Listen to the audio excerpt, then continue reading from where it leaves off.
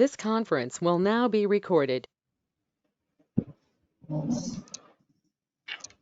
Good afternoon, everyone.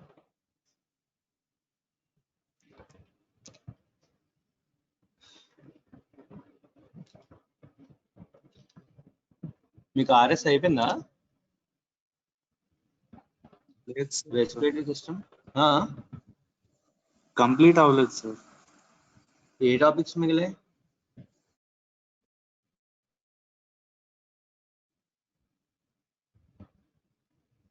Bronchitis అయింది sir. ఎవరు చెప్పారు ఆర్ఎస్? చలపతిరావు సార్ చెప్తున్నారు సార్. అంటే ఇప్పుడు ఆన్ గోయింగ్? అవును సార్. చెప్తున్నారా? అయిపోయిందా? చెప్తున్నారు సార్. ఆల్రెడీ చెప్తున్నారా సార్? కొన్ని టాపిక్స్ సిస్టమ్స్ ఉన్నాయి ఇంకా.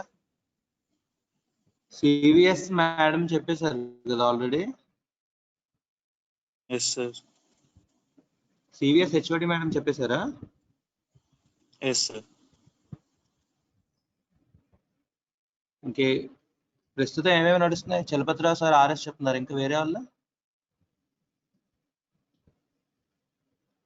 వివేక్ సార్ హెమటాలజీ చెప్తున్నారు సార్. రొమటాలజీయా? Hematology sir. హెమాటా, ఓకే ఓకే. ఇంకా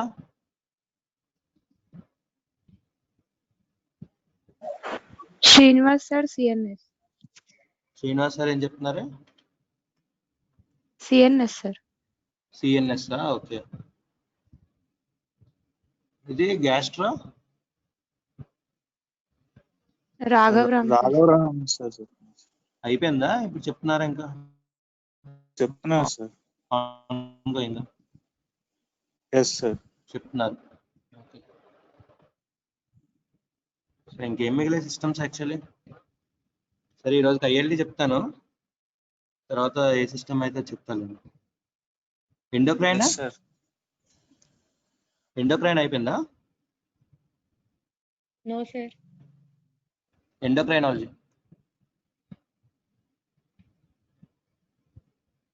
నో సార్.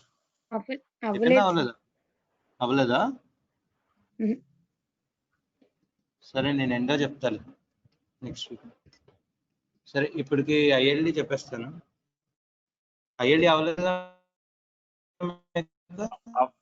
అవ్వలేదు సార్. ఓకే ఓకే, సరే. Okay, good afternoon. Today our topic is interstitial lung diseases. Interstitium అంటే ఏంటి? Interstitium అంటే between the two alveoli there will be some space in the lung. alveoli మధ్యలో ఉండేదాన్ని interstitium అంటారు. ఇందులో normal గా ఈ క్యాపిలరీ వెజల్స్, క్యాపిలరీస్ నుంచి ఎరిథ్రోసైట్స్ ఇవన్నీ కూడా interstitium లోకి వచ్చి మళ్ళీ లింఫాటిక్స్ ద్వారా తిరిగి తీసుకుంటాయి అన్నమాట.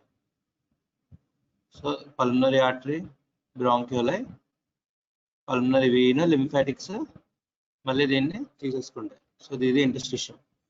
సో ఏదైనా diseases involving the interstitium, it is called interstitial lung disease. So here you can see this is the normal histology of the lung. You can see this alveoli. So this wall is the interstitium. In interstitial lung disease, so this is the, here it is the main pathology is there in the interstitium. So the interstitium is thickened. Okay.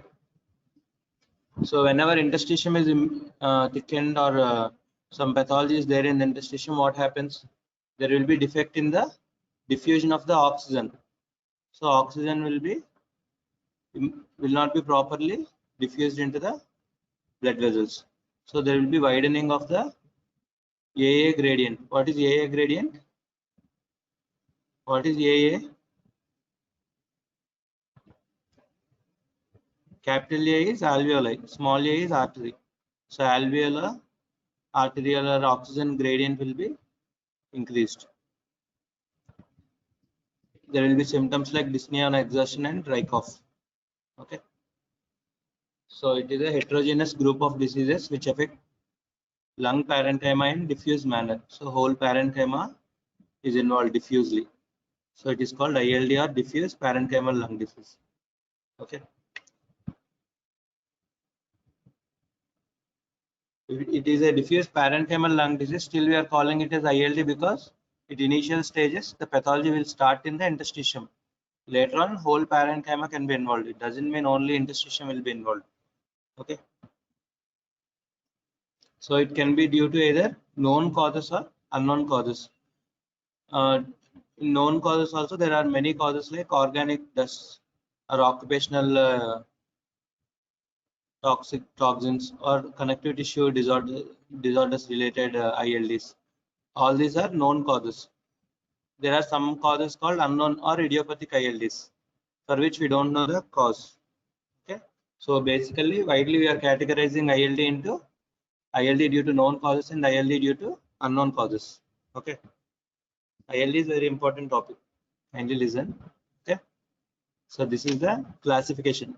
As we mentioned, it is ILD due to known causes and ILD due to unknown cause. In known cause, it can be either due to exposure or it is due to a systemic disease. In exposure, there comes the occupational diseases like asbestosis, silicosis. Okay. Or it can be due to treatment related. Some breast cancer patient is receiving radiation. After some 10 years, she will come with dyspnea or exertion. So you should think of radiation induced ILD. So radiation can cause pulmonary fibrosis. Okay. And similar to that, some drugs can cause ILD. What are the drugs which can cause ILD? Commonly used drugs are methotrexate. So methotrexate can cause ILD. Amiodarone. What is amiodarone? Where do we use? Amiodarone is a Antivirus. which class? Class 1. Which class? Class? 1. Class 3. Okay. So it is a broad spectrum anti-arrhythmic. Amiodarone can be used in almost all the arrhythmias. So this is a widely used drug. So you have to remember one of the main toxicities is pulmonary fibrosis or ILD. Any other complication you know with amiodarone? Endocrine related?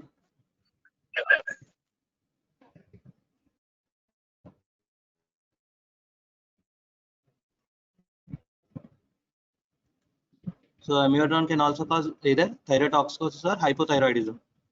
Both it can cause because it contains iodine. Okay, other drug is nitrofurantoin, which is a antibiotic which is commonly used in UTIs. Okay, so all these drugs can cause ILD. So mainly you have to remember methotrexate, amiodarone, and nitrofurantoin. Okay, and the systemic diseases which can cause ILD are either they can be ANCA-associated vasculitis, like granulomatous diseases with vasculitis, GPA, which is nothing but Church-Strauss syndrome. Already have learned Wegener's, Church-Strauss and all I have taught you know. All these can cause lung involvement. Okay. Or other systemic diseases like rheumatoid arthritis, scleroderma, polymyositis, dermatomyositis. All these can cause ILD. Okay. Now coming to ILD of unknown cause. This is now important. So ILD of unknown cause includes the most common is idiopathic interstitial pneumonia or IPF. Okay. In idiopathic interstitial pneumonia, the most common is IPF. IPF is idiopathic pulmonary fibrosis. So there will be pulmonary fibrosis, which is idiopathic. It is the most common cause of ILD. Other causes are non-specific interstitial pneumonia or respiratory bronchiolitis associated ILD, desquamative interstitial pneumonia, COOP, cryptogenic organizing pneumonia, acute interstitial pneumonia or lymphocytic interstitial pneumonia. All these are idiopathic only. So most common will be IPF. So out of this, they will ask what are the smoking. So smoking related ILDs are associated ILDs.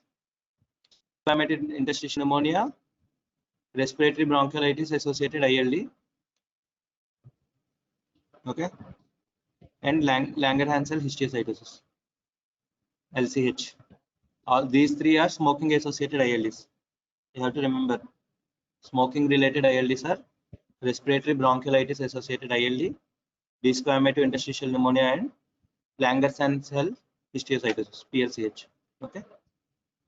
And there is a group called others, which is lymphangioliomyomatosis, pulmonary alveolar proteinosis, and pleural parenchymal fibroelastosis. This is the wide classification. If you know the classification, that will be enough actually. So you have to know it is due to known causes or unknown causes. In known causes, it is either due to exposure or systemic diseases. And in unknown causes, it is most common is IPF, and other causes are, you have to remember. Out of this, you have to remember what are the smoking related and the miscellaneous ILDs. Okay. So the same classification is given here. So what is the importance? How will we differentiate between idiopathic pulmonary fibrosis and non-specific interstitial pneumonia? So this is very important. These are the two common ILDs. Most common is IPF. So how do we differentiate? By clinical symptoms, we can tell IPF is more gradual in onset, whereas non-specific interstitial pneumonia is subacute onset. Okay. And it is IPF is seen in older individuals, like above 60 years, whereas non-specific interstitial pneumonia is frequent with some other associated conditions like connective tissue disorders. So it will be seen in young individuals compared to IPF. Okay. Rails can be seen in both. Most common physical examination finding is frequent rails will be seen, inspiratory rails will be seen. So it can be seen in both cases. But clubbing is more common in idiopathic pulmonary fibrosis. Okay.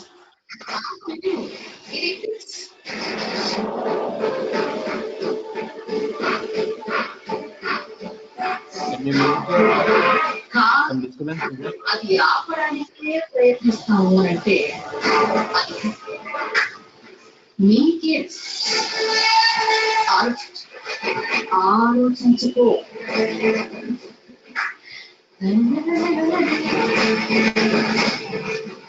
Mute your mic, please. ఏం Gemini చూడకుండా ఎత్తుకున్నా Gemini TV పెట్టుకుంటా అది చేస్తాను.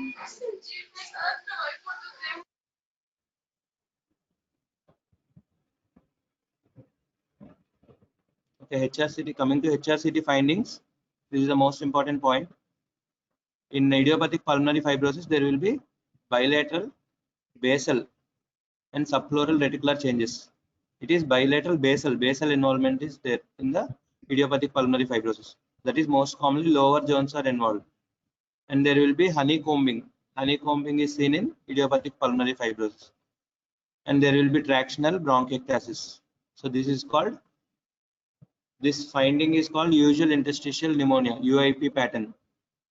So UIP pattern is seen in idiopathic pulmonary fibrosis. So IPF is nothing but in HRCT you will find the usual interstitial pneumonia pattern. That is bibasal involvement, and there will be subpleural reticular changes and honeycombing with tractional bronchiectasis. These 4 points are very important in idiopathic pulmonary fibrosis.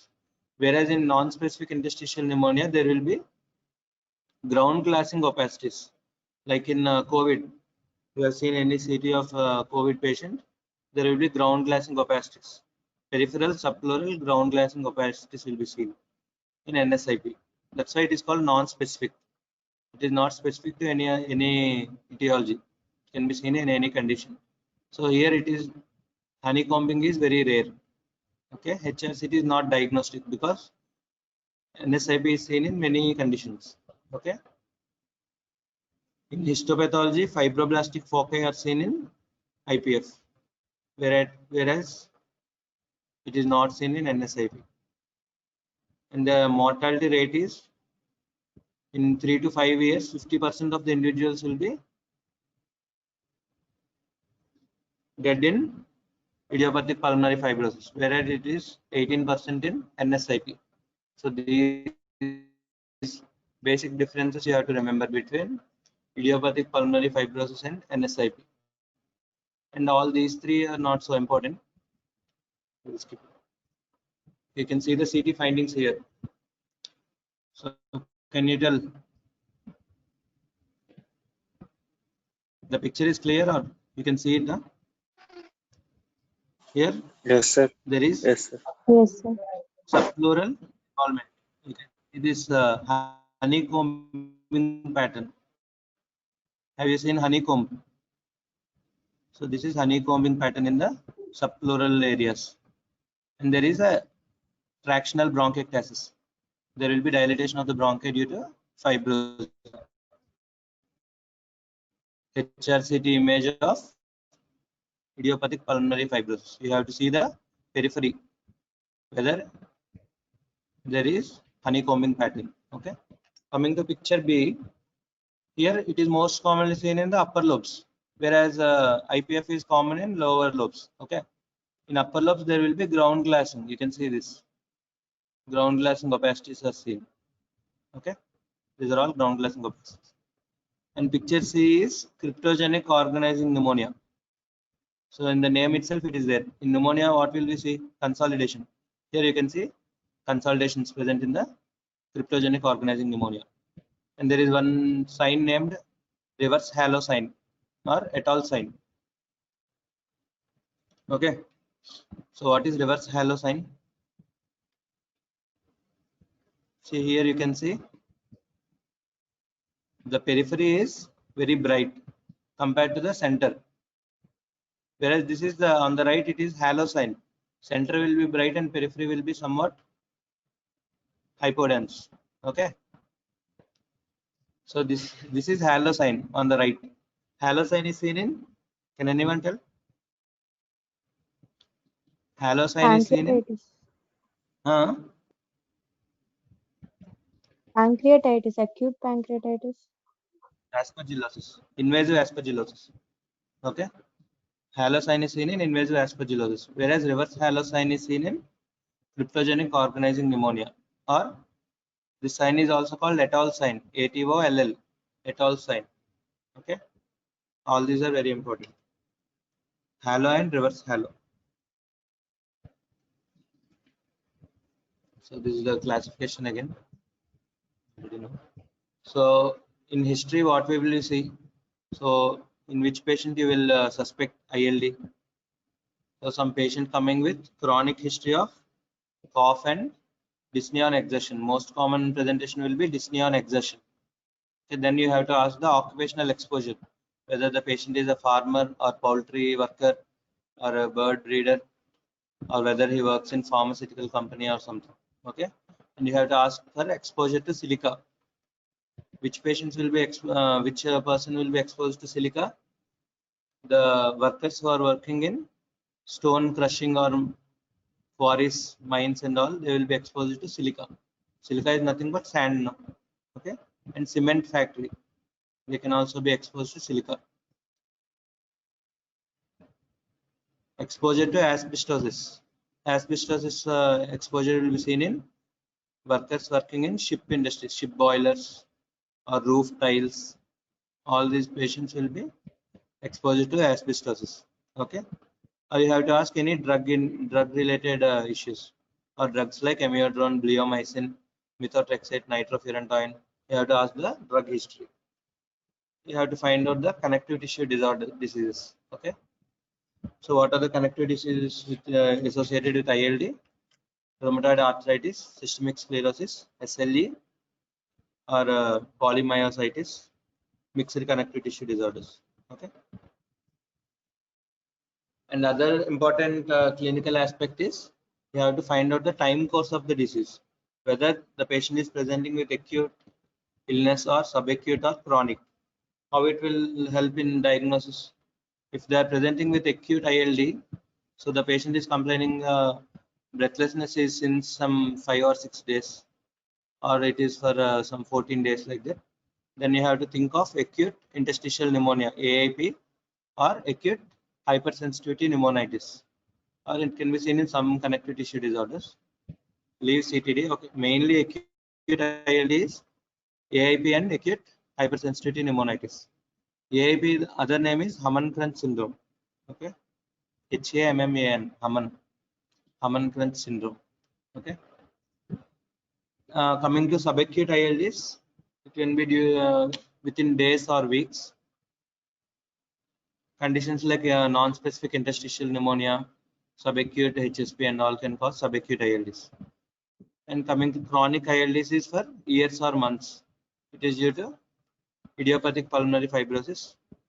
Already we have learned in differences between IPF and NSIP. IPF is chronic, whereas NSIP is subacute. Okay.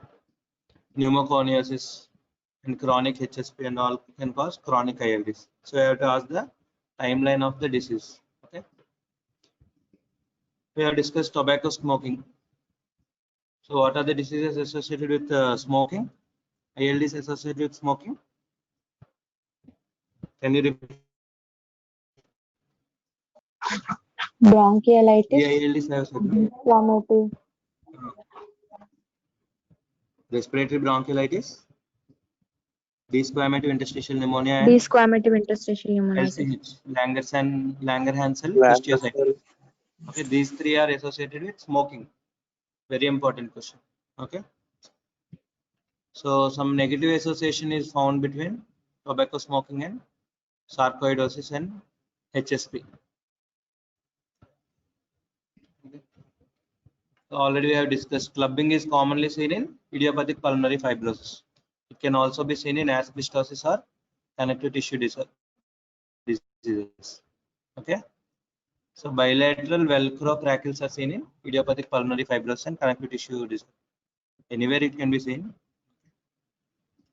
So what is the type of pulmonary hypertension is finished for you? Pulmonary hypertension class is finished or no? Yes, No, sir. sir. Okay. Classification you have been taught the WHO classification. So which class it will come under? Pulmonary hypertension due to ILD.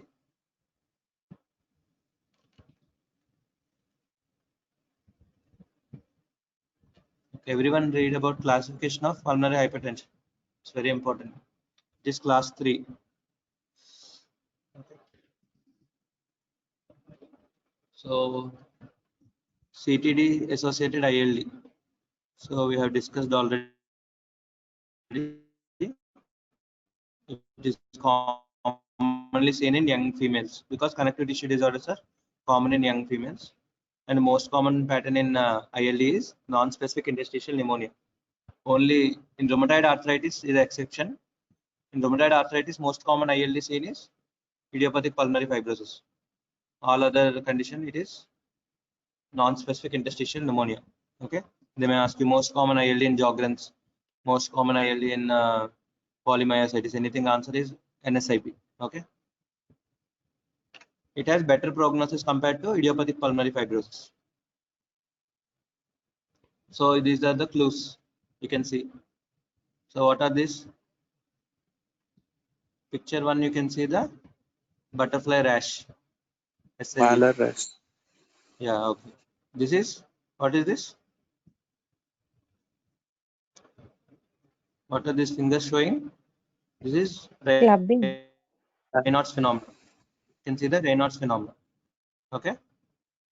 Or systemic sclerosis also, it is seen. Terminal phalanges will be resolved. This is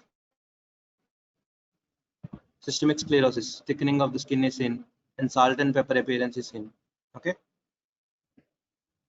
These are mechanic hands seen in dermatomyositis. These are Gottron's papules seen in polymyositis. This is a heliotrope rash. This is also seen in polymyositis. Here you can see the Raynaud's phenomenon. Okay, all these are clues for ILD. Okay, so in these connective tissue disorders, ILDs are commonly seen in systemic sclerosis, rheumatoid arthritis, and mixed connective tissue disorders. These three are commonly associated with ILD, whereas Sjogren's and all, it can be seen, but it is not very common. Okay, pleural effusions are commonly seen in rheumatoid arthritis and SLE. Okay, and in rheumatoid arthritis, most common ILD is What is the most common ILD in rheumatoid arthritis? Pulmonary fibrosis, IPF. IPF, yeah. All others are NSIP. This is the important thing. And one more peculiar thing is all others are common in females, whereas rheumatoid arthritis associated ILD is common in men. Okay, that is also important. You can do nail fold capillaroscopy. Not so important for you. Sarcoidosis. What clues will be there? There can be granulomatous involvement of the lungs. It can affect lungs, eyes, skin, and other skeletal system. It will be asymptomatic in 20 to 50% of the patients. It is commonly seen feature is in X-ray. You can see the bilateral hilar lymphadenopathy. Okay. Sarcoidosis CT forgot to show you.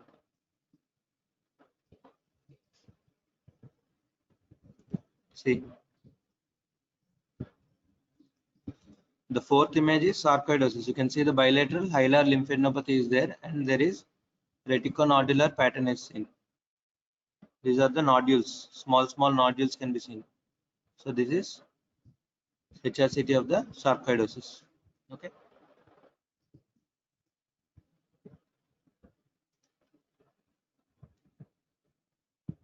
There can be anterior uveitis, erythema nodosum.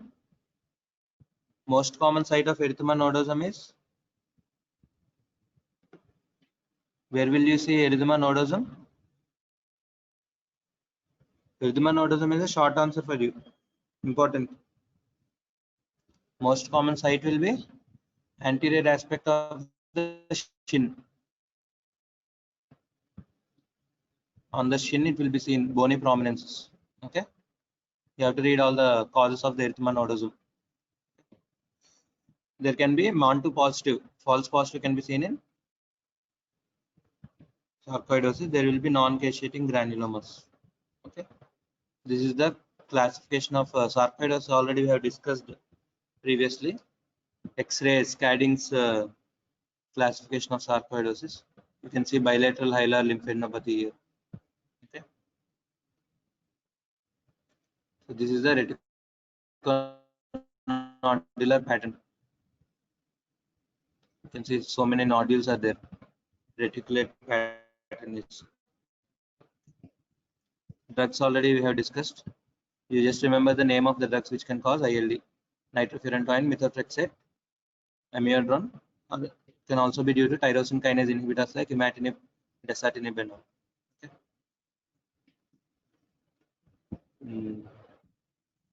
So now idiopathic ILD. First we'll discuss about IPF. IPF is common in, already we have discussed, is common in elderly individuals more than 65 years. Males are more common than females. Okay. Smoking can be associated, and it is a progressive disease which is gradual in onset, and mortality is very high. 5-year mortality is around 50 to 60%. There can be clubbing, and Velcro crepitations will be seen. Okay. And it can be associated with pulmonary hypertension and cor pulmonale. Okay. So here X-ray of the IPF. So what do you see here? Can you tell me? How do we identify IPF in X-ray? What is the first point?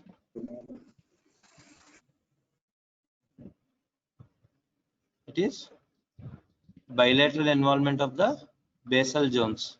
Lower lobes are involved. You can see this now. This is against NSIP. NSIP will be common in upper zone and mid zones, whereas IPF is common in lower zones. So even by the X-ray, you can tell. In advanced cases, it can involve whole lung. Okay. It will start in the basal region. So there is a subpleural involvement. You can see along the pleura, there is honeycombing. This is a honeycombing pattern. There is a tractional bronchiectasis, and absence of atypical features like ground glassing and all will be absent.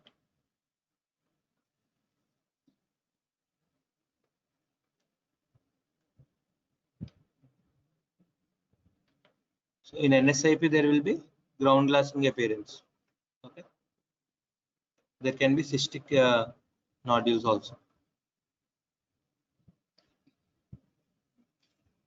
NSIP good prognosis because it usually responds well to the steroids. The survival rates are better with NSIP. Here you can see ground glass. Okay.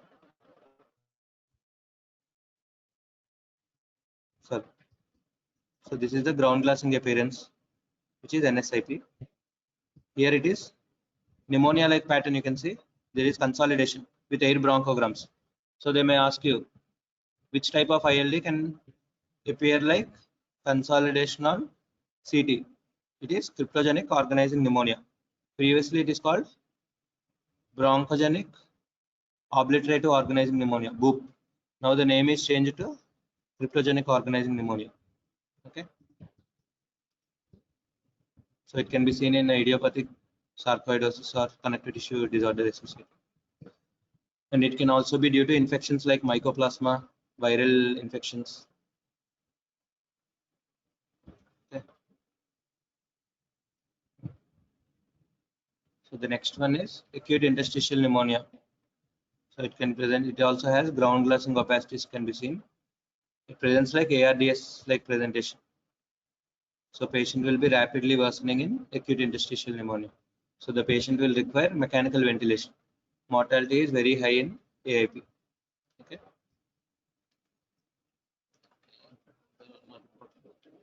So how do we investigate in ILD? So you have to do the, if you are suspecting a connective tissue disorder, you have to do ANA, rheumatoid factor, anti-CCP, or a serum ACE levels for sarcoidosis. Autoantibody panel you can do. Okay. You have to do spirometry. What is the pattern seen in ILD?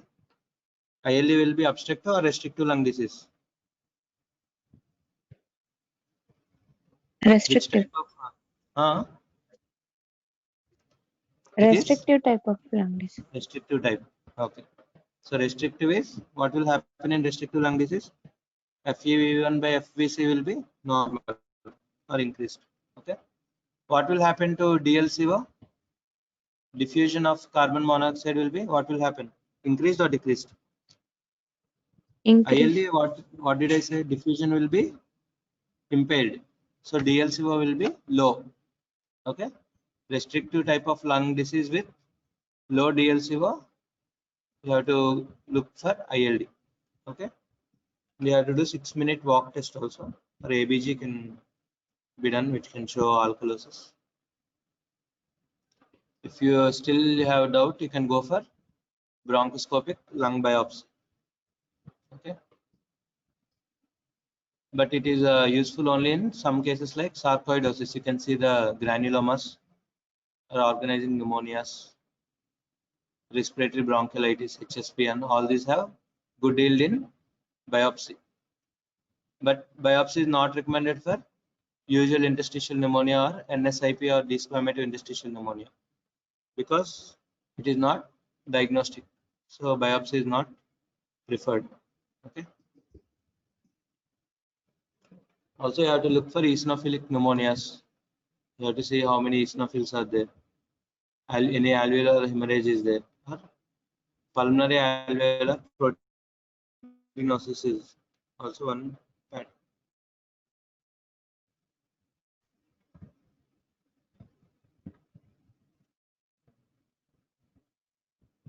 Not important for you.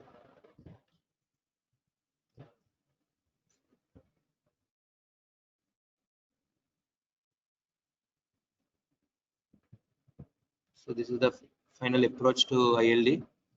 So whenever you are suspecting ILD, you think of initially rule out some known etiology. Known etiology like connective tissue disorders or any ANCA-associated vasculitis or drug-related or occupational hazard. All these you have to rule out because these are the known causes of ILD, which can be removed.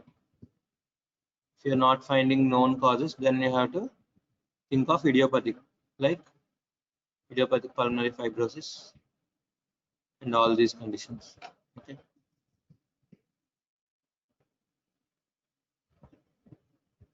Infections which can cause ILD are tuberculosis, PCP pneumonia, fungal or viral pneumonias. So history is important because you have to take the occupational history and all. You have to look for the clues to the extrapulmonary environment. You have to look for any skin signs are there. You have to see the fingers and all. Okay. And bronchoscopy can be done. So this much is enough for you. You have to remember the classification and all. ILD is important now because now it has become the important indication for lung transplant. Previously, we used to think some COPD or the COPD or something is most common cause for most common condition where transplant is done. But nowadays, ILDs are most common etiology for lung transplant. Okay, now so they may ask questions in ILD. Today you read about ILD. Okay, thank you. If you have any doubts, you can ask.